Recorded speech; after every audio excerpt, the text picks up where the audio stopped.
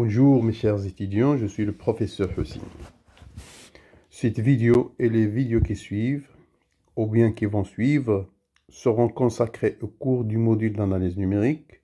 Ce module est destiné aux élèves, aux étudiants des filières suivantes, SMA, SMI, SMP et la nouvelle filière physique-chimie. Ce cours est comporté de deux grandes parties qui sont indépendantes. Pour la première partie, ça contient 4 chapitres, la résolution numérique des équations non linéaires, puis on va parler de l'interpolation polynomiale, et avant d'atteindre la résolution numérique des équations différentielles, on va donc parler de l'intégration numérique d'une fonction. La deuxième partie, on va donc l'aborder avec un rappel d'algèbre linéaire et d'analyse matricielle. Et on va étudier les méthodes directes et les méthodes itératives de la résolution du système linéaire que vous connaissez bien à x égale à p. Tout de suite, on commence avec le premier chapitre. Donc ce chapitre, est intitulé « Résolution numérique des équations non linéaires ». Donc avant d'étudier les méthodes connues, dichotomie, Newton, la séquence du point fixe, je vais faire une brève introduction sur ce qu'on va faire, sur les équations f de x égale à 0, et puis on va parler de la localisation des racines, autrement dit la séparation des racines, et puis on va parler de la convergence et le critère d'arrêt. Tout de suite, l'introduction de ce chapitre. Ce chapitre est consacré au problème suivant. Voilà, étant donné une fonction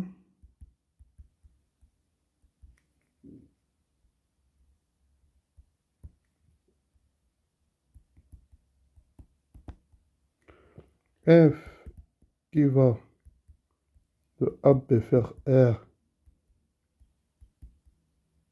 continue, on cherche les réels x tels que x, elle est dans l'intervalle AB et elle satisfait f de x égale à 0.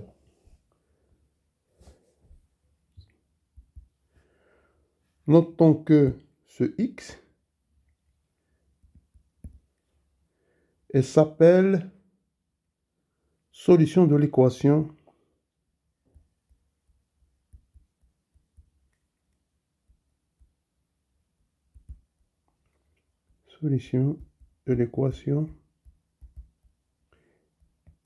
f de x égale à 0. Mais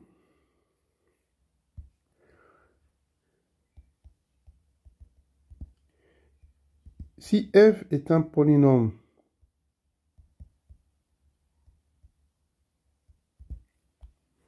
on parle donc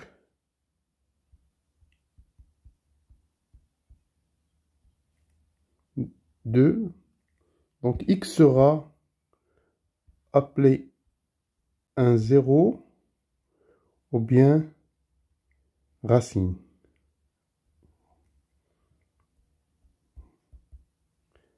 Racine de f de x égale à 0. Voilà. Bon, en principe, qu'est-ce qu'on a?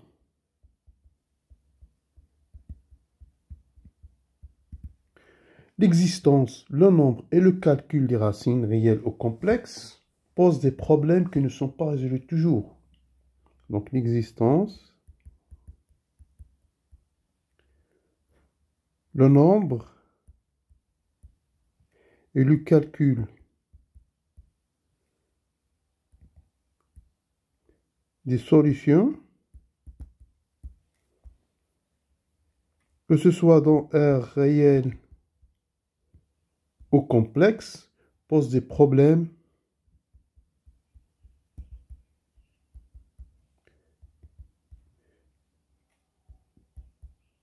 qui ne sont pas résolus, bien sûr par les méthodes générales. Par les méthodes général. Dans le cas, bien sûr, f, une fonction continue quelconque. D'accord? Mais si f est un polynôme,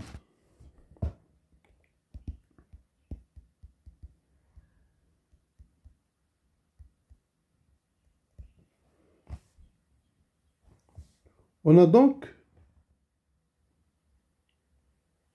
il y a plusieurs résultats. Il y a plusieurs résultats d'existence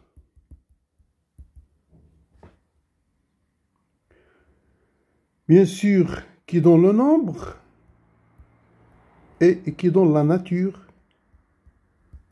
de x tel que f de x égale à 0. Mais il faut donc que la fonction soit un polynôme. Mais les valeurs numériques, attention, les valeurs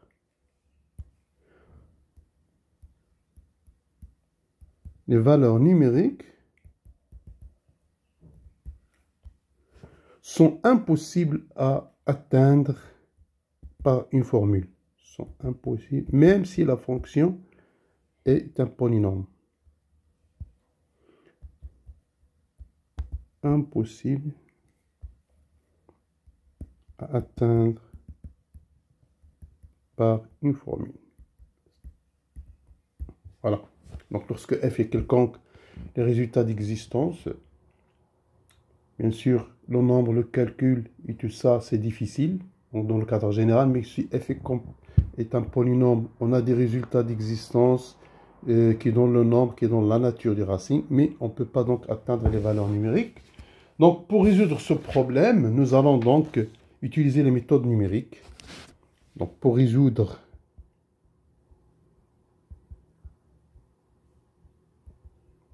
ce problème, on utilise les méthodes numériques.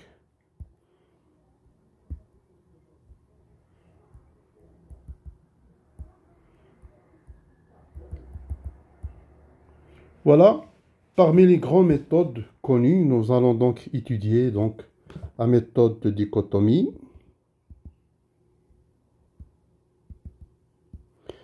la méthode de Newton-Raphson, la méthode, ça c'est 1, 2, de la séquente, et la quatrième méthode, c'est la méthode du point fixe. Mais avant ça, avant donc d'utiliser n'importe quelle méthode, ces méthodes, bien sûr, nécessitent la séparation des racines. C'est ce qu'on va voir dans le paragraphe 2, la localisation des racines. Voilà. Donc, en général, les méthodes numériques de la résolution de l'équation f de x égale à 0 nécessitent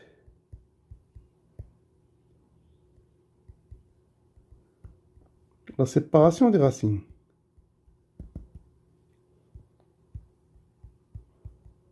Donc, c'est quoi la séparation des racines? C'est que, donc, c'est-à-dire la détermination, c'est-à-dire la détermination des intervalles a b tel que chaque intervalle contient une seule racine. Voilà. Une racine unique. Une seule racine. Mais donc, pour séparer les racines de cette équation, on utilise trois méthodes.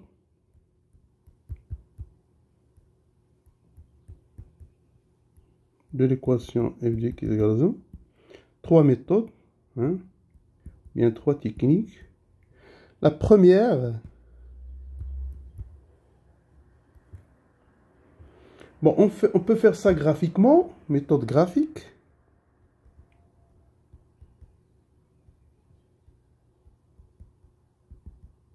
Bon, c'est quoi la méthode graphique? C'est consiste à tracer le graphe de f, puis chercher son intersection avec l'axe OX. Donc, intersection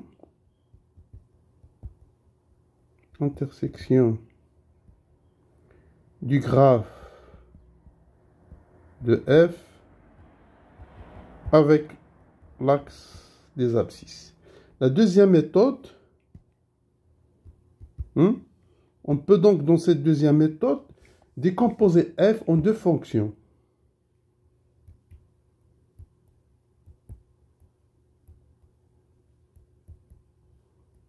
En deux fonctions f1 et f2, et puis donc chercher les points d'intersection des graphes de f1 et f2.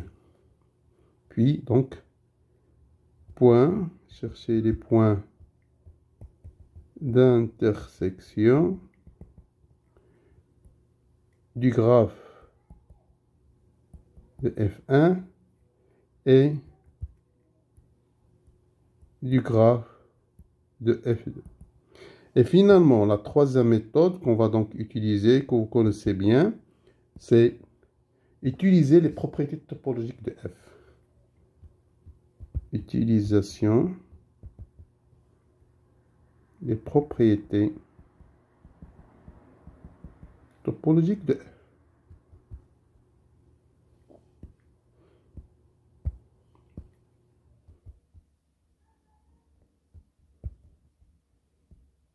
Voilà. Bon, parmi les résultats qui donnent la séparation des racines, vous connaissez bien, c'est le théorème de Cauchy qui est basé sur ce théorème des valeurs intermédiaires. Bon, voilà. Si j'ai f une fonction qui est continue, et si j'ai un élément compris entre les images de f de A et f de B, alors il existe un C tel que D égale à C. C'est-à-dire, si j'ai D comprise entre f de A et f de B, ou bien sûr 2K, D, ça dépend. Est-ce que f de A plus grand que f de B et f de A? Alors, il existe un élément dans AP tel que f de C égale à D. Bon, ce résultat de TVI, il nous mène donc au théorème de Cauchy. Donc, va nous donner les erreurs d'une fonction. Donc, si j'ai une fonction continue telle que f de A ou f de B strictement négatif, alors c'est une solution de l'équation f de x égale à 0. Donc ici, il suffit donc de prendre t égale à 0. Donc si j'ai f de A strictement négatif, ça veut dire que 0 il est compris entre f de A et f de B. Ou bien entre f de B et f de A, ça dépend. Et donc d'après le TVI, j'aurai donc un C dans AB ouvert. Parce que ici il est strict tel que 0 égale à f de c. Voilà donc. Là, on a juste donné seulement l'existence de la racine. Pour séparer cette racine sur l'intervalle AB, donc on utilise le théorème de la béjection, si vous vous rappelez. Donc c'est-à-dire le théorème qui donne l'unicité de la racine. Bon, théorème de la béjection. Bon, si vous avez une fonction continue sur un intervalle i qui est strictement monotone, alors on sait que f c'est une béjection de i vers f de i. Donc sa béjection réciproque et sera continue et monotone, bien sûr, du même sens que la fonction. Donc, si vous avez une racine, voilà, si vous avez une béjection f de i vers f de i égale à j, et vous avez f de c égale à 0, donc 0 il est où? Il est dans j, D'après la bijection, il va exister un unique C tel que f de C égale à 0. Et voilà donc, en utilisant le théorème de la bijection, avec les autres théorèmes de Cauchy et TVI, on peut donc séparer les racines dans un intervalle AP. Remarque, donc pour terminer cette section sur la localisation des racines, remarque,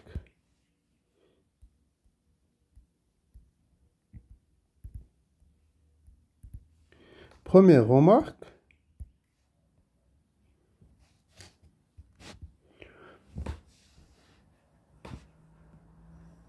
donc ce que j'ai dit là, donc le théorème de la bijection, qu'est-ce qu'il dit?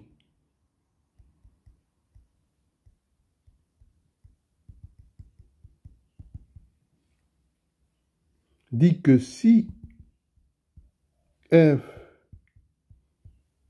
admet une racine,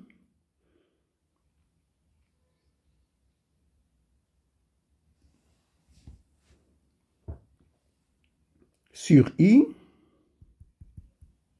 alors cette racine est unique. Alors cette racine est unique. Bien sûr, sous les hypothèses du théorème de la bijection, c'est-à-dire que f est continu strictement monotone. Bon, deuxième remarque.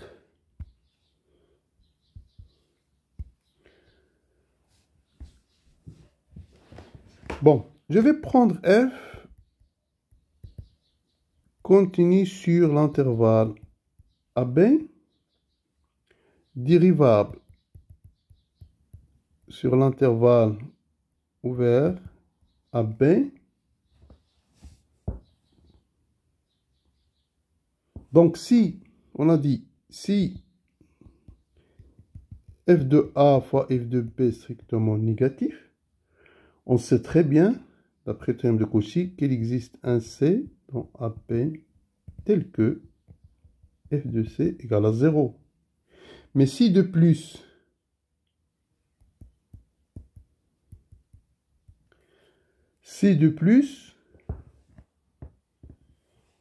pour tout x appartenant à AB, la dérivée de x ne salue jamais, alors la racine C est unique. Donc ça, c'est une autre façon de la racine C est unique, de séparer la racine. Donc la condition, quel que soit x, dont AB f' de x, différent de 0. En effet, on peut montrer ça facilement. En effet,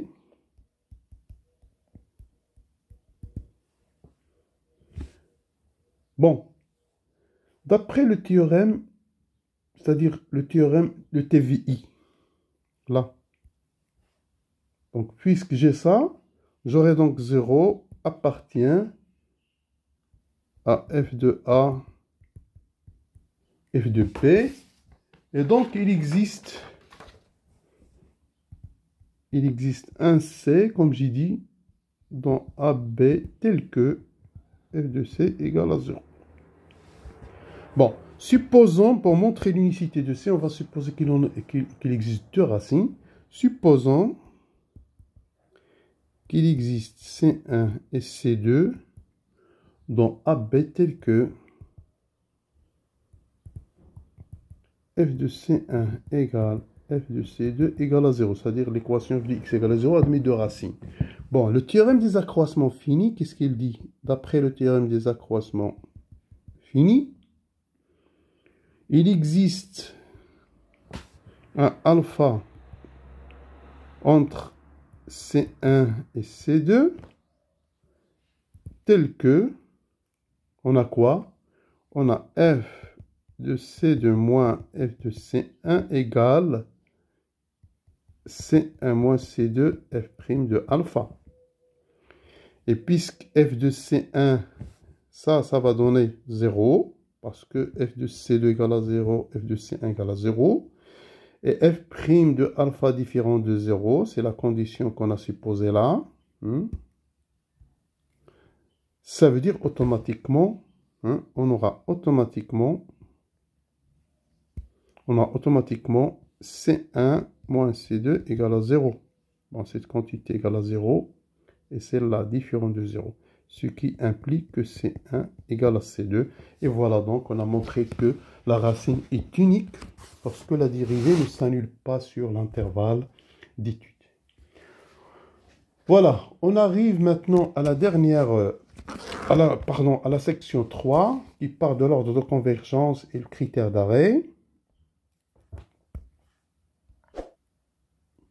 Donc, avant d'entamer les méthodes, donc, vous devez donc avoir une idée sur ça, sur la séparation des racines, sur l'ordre de convergence. Bien, voilà. Pour l'ordre de convergence, bon, toutes les méthodes qu'on va utiliser dans ce chapitre sont itératives. Les méthodes dans ce chapitre, toutes les méthodes sont itératives. Ça veut dire quoi, une méthode itérative? Il consiste donc à la construction d'une suite, donc méthode itérative,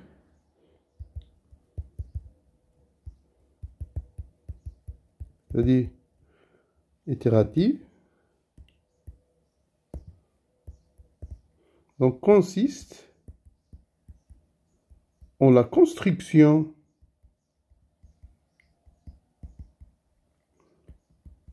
d'une suite xn telle que cette suite xn converge vers la solution alpha, solution de f de x égale à 0. Voilà. Solution de l'équation f de x égale à 0. Donc, on va définir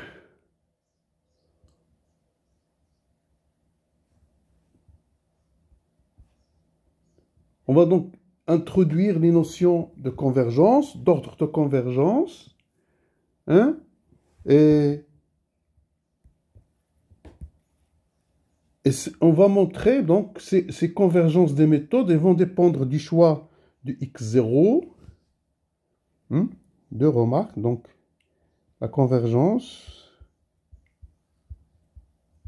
dépend de x0, le choix de la valeur initiale. Si vous changez la valeur initiale, donc vous allez changer l'ordre de convergence. Et puis la convergence sera toujours locale. Donc deux choses pour la convergence. Mais en général, les méthodes itératives consistent à la construction d'une suite xn qui converge probablement vers la solution alpha. Bien, première définition concernant la convergence. Voilà. Bon, l'ordre d'une suite convergence. Si j'ai une suite xn qui converge vers la solution alpha, ou bien une limite alpha, on dit que xn est convergente d'ordre R supérieur à 1. S'il existe deux constantes, regardez C1 et C2, qui sont signées strictement positives, telles que le rapport valeur absolue de xn plus 1 moins alpha sur xn moins alpha à la puissance R est compris entre C1 et C2, bien sûr à partir d'un certain rang. Remarque.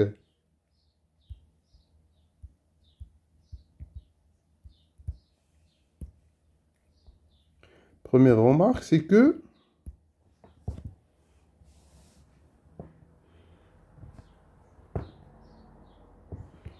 toute méthode itérative,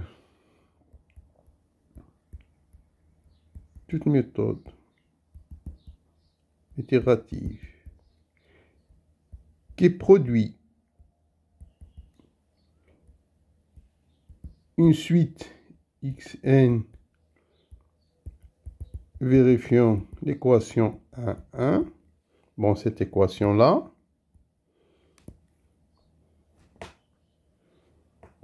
sera dit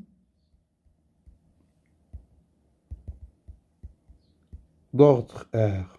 Voilà. Toute méthode itérative qui vérifie 1,1 sera dit d'ordre R.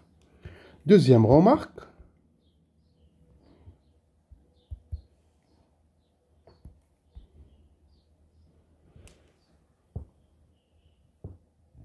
Si R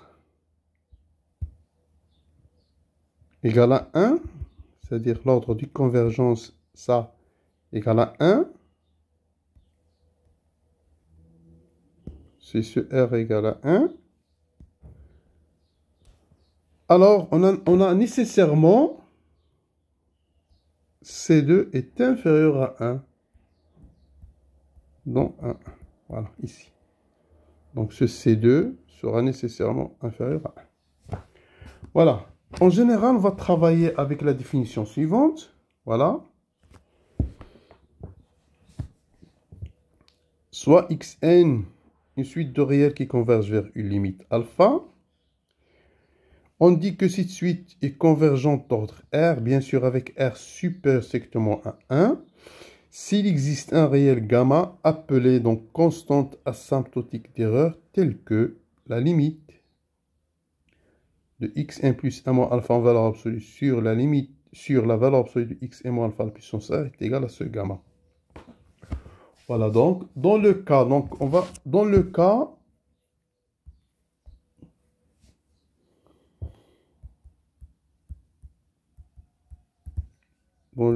où maintenant R égale à 1, on parle, donc on dit que xn converge linéairement, donc le cas égale à 1, on dit que xn converge linéairement si ce gamma, elle est dans l'intervalle 0. D'accord, je vais bien écrire ça. 2. On dit que xn converge superlinéairement,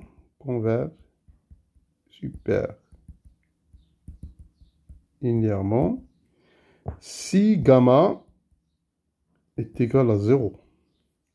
Et finalement, on dit que xn converge sous-linéairement, la suite xn converge sous-linéairement,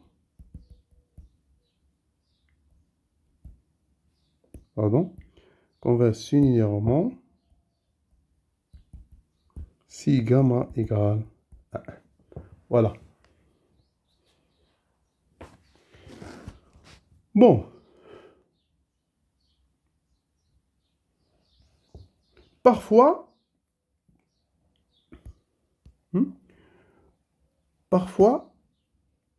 cette caractérisation n'est pas adaptée à l'étude pratique de quelques méthodes. Parfois, cette caractérisation n'est pas adaptée. Autrement dit, si l'ordre de convergence est variable, donc on va donc cela se traduire par la non-existence de la limite 2, donc des méthodes dont l'ordre de convergence est variable, cette limite n'existe pas, et dans ce cas, on va utiliser la définition suivante à la place de la définition précédente. Voilà donc, j'ai xn de réels, une suite de réels qui convergent avec un ordre R, au moins vers une limite alpha. Alors, on dit que, je reprends, on dit que la suite xn converge avec un ordre R vers une limite alpha. S'il existe une suite epsilon n qui vérifie ça, xn moins alpha inférieur à epsilon n quel que soit n, et il existe un réel mu tel que la limite de epsilon n plus 1 sur epsilon à la puissance r est égale au réel mu. Voilà donc, récapitulons, on a dit que normalement la définition de l'ordre de convergence est celle-là, c'est-à-dire l'existence de cette limite gamma, mais lorsque des méthodes admettent un ordre de convergence variable, donc ce R n'est pas fixe, c'est pas une constante, c'est variable, qu'est-ce qu'on fait? On utilise cette deuxième définition, voilà, de l'ordre de convergence. Maintenant, finalement, En fait, l'utilisation, regardez, l'utilisation des méthodes itératives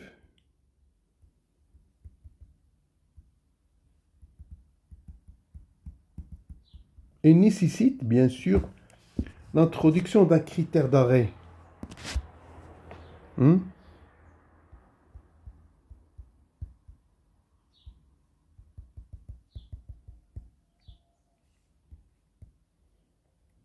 L'introduction d'un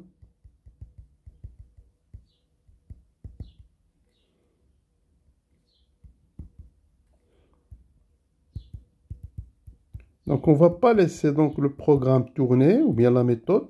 Donc on a toujours besoin d'un certain moment de stopper le processus. Donc on a besoin de l'introduction d'un critère d'arrêt. Pourquoi faire? Pour stopper donc le processus itératif, ça rime. Donc, pour stopper le processus itératif. Et bien sûr, en général, nous pouvons le faire de 3 manières différentes. Donc, nous pouvons donc il existe 3 types de critères.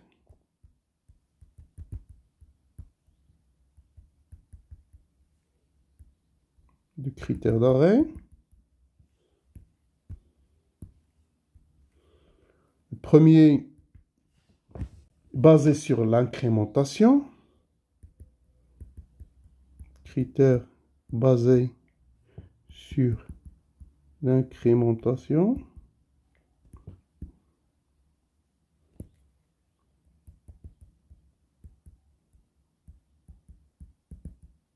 Le deuxième critère basé sur le résidu.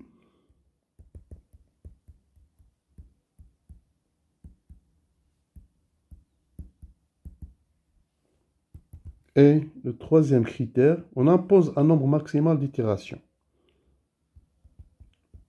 En imposant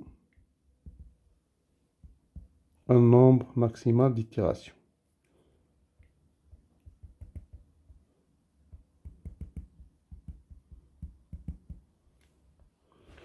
Voilà. Bon, signalons que le critère d'arrêt utilisé dans ce chapitre est basé sur l'incrément de la manière suivante. Bon, je vais prendre y directement positif. Et ça s'appelle la tolérance.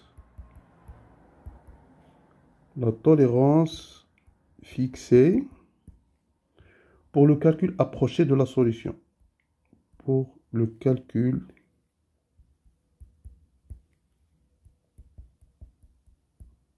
approché de la solution alpha. Donc, dans le premier cas, pardon, c'est pas ça. Dans le premier cas, c'est-à-dire critère basé sur l'incrémentation, donc le processus s'arrête, ou bien les itérations se terminent. Les itérations se terminent dès que, bien sûr, on a la suite xn plus 1 moins xn ne dépasse pas epsilon. Voilà. Donc, ceci était donc une brève aperçu sur donc ce qu'on va faire, donc les ingrédients dont on a besoin pour étudier les méthodes numériques du chapitre 1. Donc, merci de votre attention et à la vidéo prochaine, Inch'Allah.